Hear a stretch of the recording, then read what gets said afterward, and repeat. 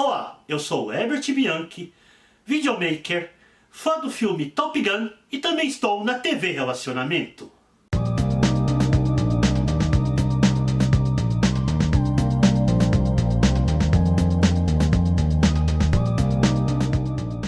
Olá, internautas, iniciamos mais um programa Você é Top.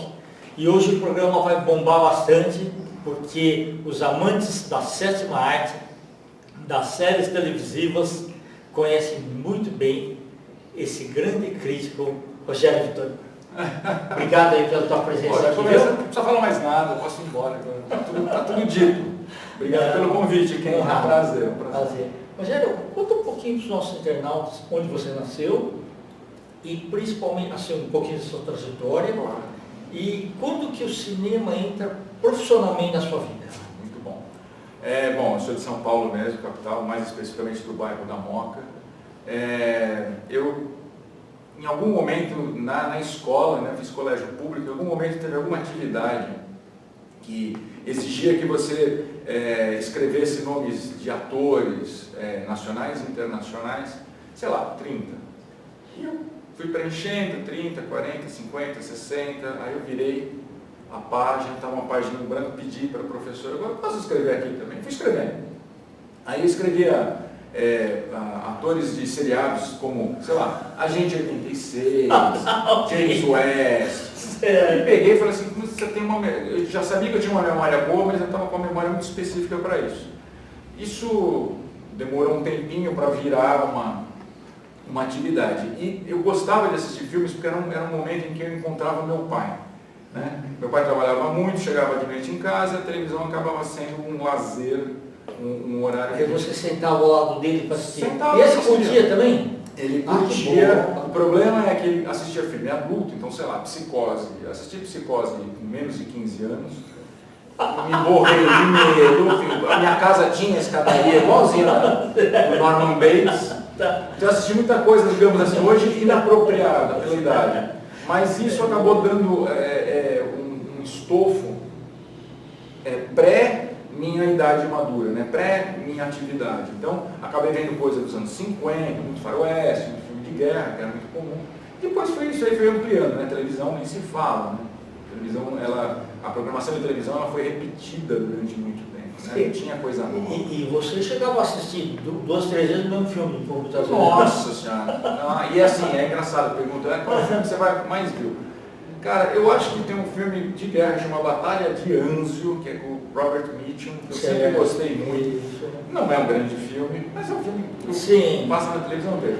Concorre assim com o Poderoso Chefão. Esse sim é um grande exemplar, assim, American Film Institute fala, aponta como um dos 10 maiores filmes de todos os tempos. E aí eu, enfim, fui, em algum momento me decidi pelo jornalismo, eu queria escrever para televisão, na verdade. Interessante. Eu curtia muito o Renato Aragão. E eu descobri cedo que o Renato Aragão, por controle criativo, ele foi dirigir, foi produzir, foi escrever. Era muito comum, né? Sim. Temos um comediante presente no recinto, a gente sabe do que eu estou falando. Exato. O comediante... E a gente teve Mazzaropi, né? né? É controle do processo criativo, menos interferência. E eu peguei isso cedo e falei, bom, quem sabe um dia eu consigo fazer o que o Aragão faz, né? Ser dono da bola e escrever para a televisão. Esse foi a gênese, isso me levou para o jornalismo. Aí a prática do jornalismo me levou para a revista Isto É, outras publicações, digamos, mais abertas, né? Tá. Mas nem só sobre cinema, às vezes você falava sobre outras coisas. Não, nessa época nada. Eu comecei trabalhando com foto, Isto É, para ser honesto, em produção. Eu só fui começar a namorar a produção de texto de cinema nos anos 88, 89. Comecei a frilar para umas revistas que hoje já não existem aí mais. Eles te davam o ingresso, pelo menos. Não, eles pegavam e falavam assim, olha, esse aqui é o assessor da Fox, esse aqui é o Rogério Vitorino, ele vai falar sobre uma secretária de futuro e sobre Mississippi em Chamas.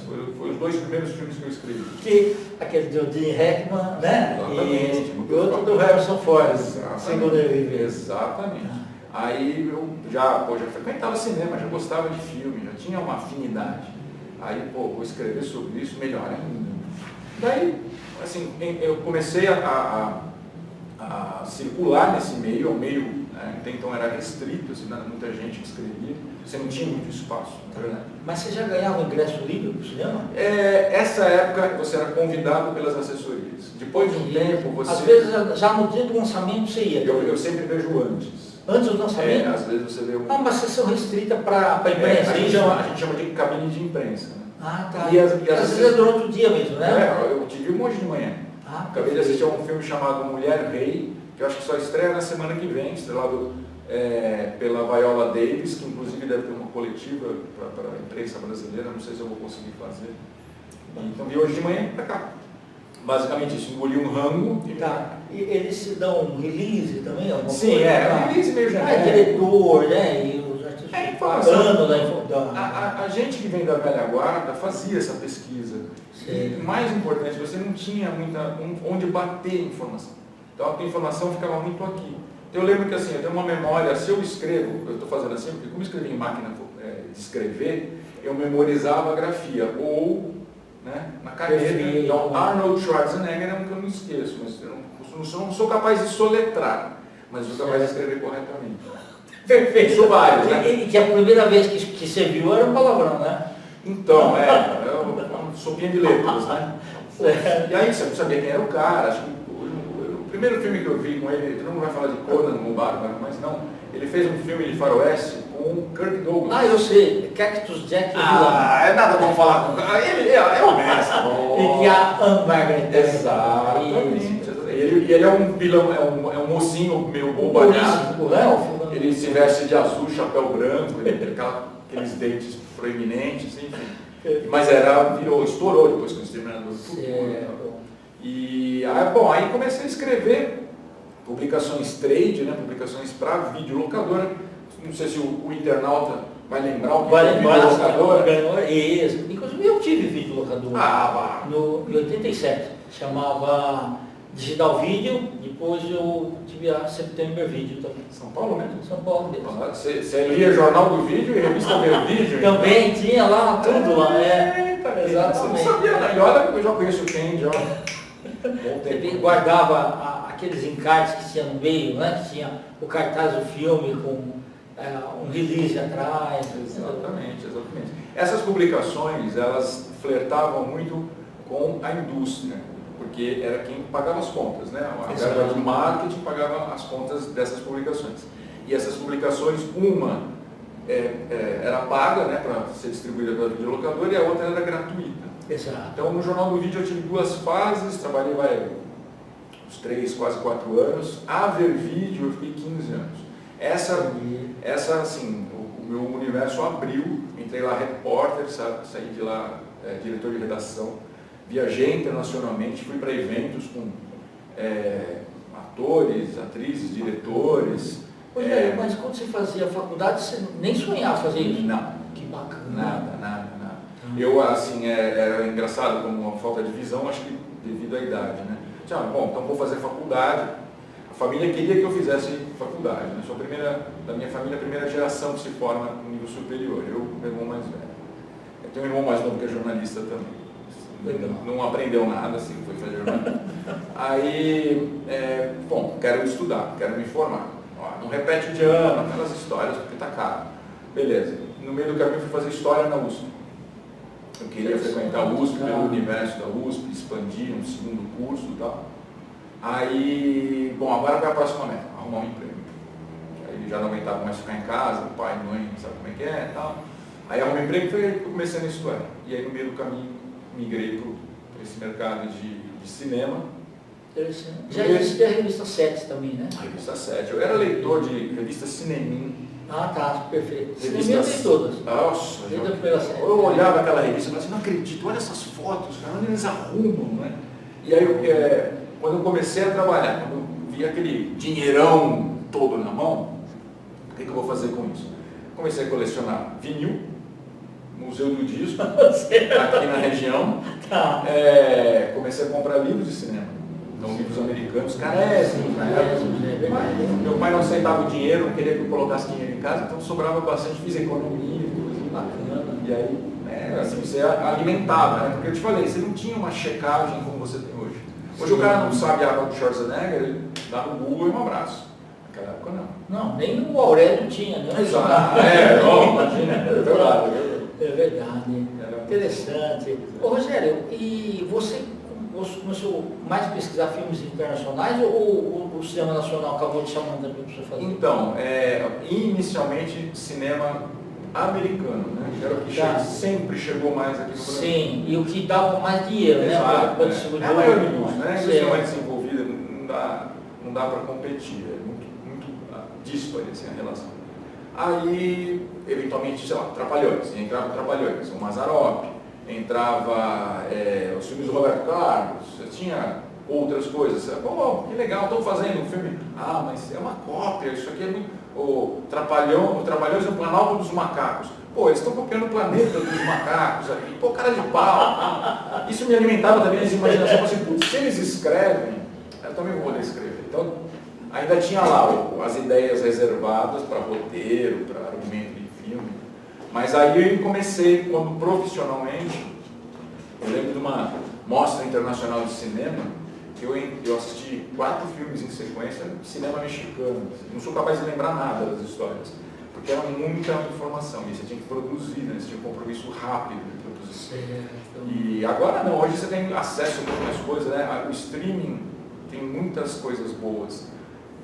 Populariza o cinema da Coreia, o cinema do Brasil para o mercado exterior, a produção é mais barata, né? Você consegue fazer mais gente trabalhar, enfim, é uma democracia realmente o streaming, eu acho. Rogério, e naquela ocasião, por exemplo, você não tinha acesso, tinha que copiar o nome do artista no papel, tudo. Hoje você bateria uma foto do cartaz ali, né? Então, a questão da memória, eu memorizava o cartaz, eu fiz um trabalho de bastidores também, de assessoria de imprensa, você conferia crédito, né? A lista de créditos, porque normalmente aparece alguma coisa no começo, mas não aparecem todos os créditos. Os créditos finais são os créditos completos. Isso mesmo a partir de determinada época. Um tempo, por exemplo, Rastros de Ódio, como Faroeste Clássico, aparece pouquíssimo no ano. Né? Rio Bravo, coisas assim. Depois eles foram incorporando assim, mais a equipe de catering, equipe de iluminação, quem foi para determinado estado, filmou no estado aqui, no estado lá. Então aquilo ficou complexo. Hoje você não consegue achar o nome de ninguém mais. Né? Ficar lá procurando. É verdade. Nome em cima de nome. Mas a gente tinha um compromisso com checagem de informação. Isso sempre. Eu acho que todo jornalista deveria ter. A produção online hoje deveria ter. Deveria confiar tanto em release. O que a gente chama control paste, né? O cara vai lá, copia o texto, joga, publica como se fosse de autoria, não é?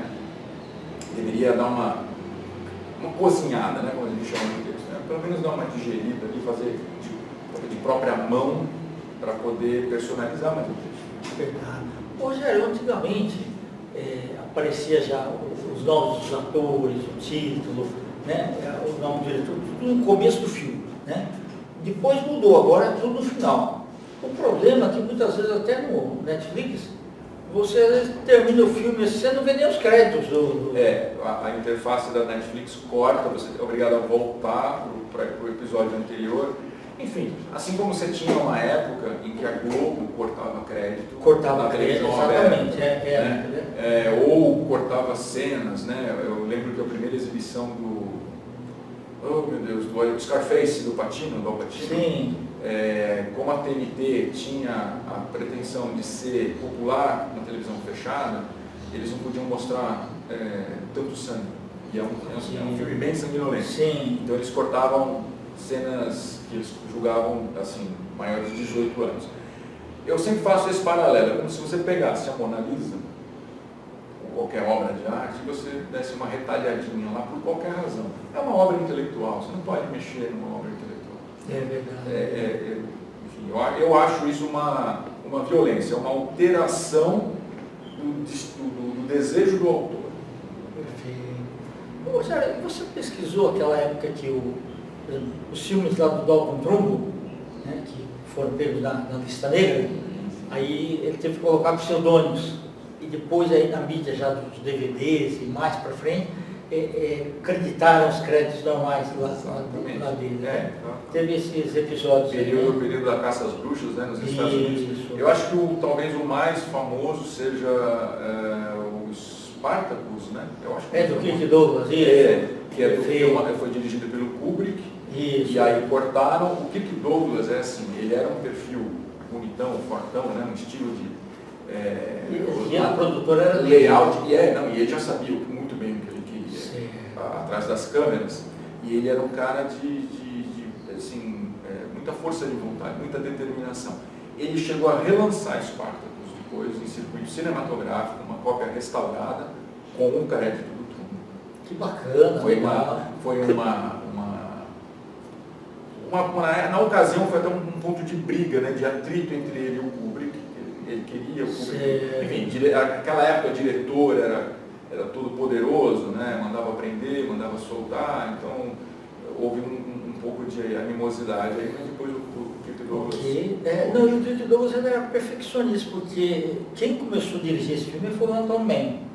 Aí teve a briga lá depois do Kubrick. Ele tinha um certo poder de até trocar, né? É comum, aliás, né? O pessoal confunde liberdade criativa, liberdade na criação da obra, com o poder de tipo, para você eu dou café, para ele eu não dou café, para você tem um trailer espaçoso, o cara não tem um trailer espaçoso. É vaidade, né? Onde tem vaidade, a vaidade contamina. Tá. Ô, Rogério, qual filme que é o seu predileto até hoje? Essa pergunta é muito... Não dá para dizer, é tanta coisa. Você vê 2, 3 vezes, você não cansa. O Poderoso Chefão, é um que se tiver passando... O primeiro. Tá. Se eu tiver... Não, nada contra o segundo, mas ele para mim é mais mágico. Tem uma coisa, assim, os primeiros filmes me parecem tem mais apelo, não sei se é possível dizer isso, pelo menos para mim. Então, não que eu não goste de um segundo, de uma continuação. O Poderoso Chefão 2 é muito bom, né? Você tem casos assim. Que hoje, quando você tem um 2, um 3, um 4, um 5, que o pessoal aprendeu a chamar de franquia, né, ou cinesérie, você tem a impressão que é um caça-níqueis, né? Os caras trabalham muito dinheiro. O Mercenários foi assim também, né? E vários outros. E às vezes é assim, alguém não pôde contar a história, não pôde desenvolver bem a história no primeiro. Por exemplo, a gente está muito focado no personagem Michael Corleone na saga Poderoso Chefão. Como é o Vito Corleone? Personagem inicialmente vivido pelo Marlon Brando e depois pelo Robert De Niro. Pô, viram uma possibilidade aí de explorar isso, tá bom, vale a pena. Não dá para você sabe como o cara não fez com a melhor energia, com a melhor intenção, com a melhor boa vontade. Você sente, na hora que você vê, você fala assim, que caretagem. Mas esse daí é um que fala muito a mim. Assim. Legal. E James Bond você gosta também? Nossa Senhora. James Bond, assim, tinha uma frase que acho que o Sérgio Chapelin usou isso num especial do James Bond na Globo, que ele fala assim, uma imagem que ficou marcada na retina, né? O Sean Connery no 007 contra o satânico Dr. No. O primeiro filme. A apresentação do personagem James Bond era acho que uma mesa de bacalhau, e ele está jogando contra uma mulher chamada Sylvia Trench. Isso. Aí ela quer continuar, ela vai botar mais dinheiro.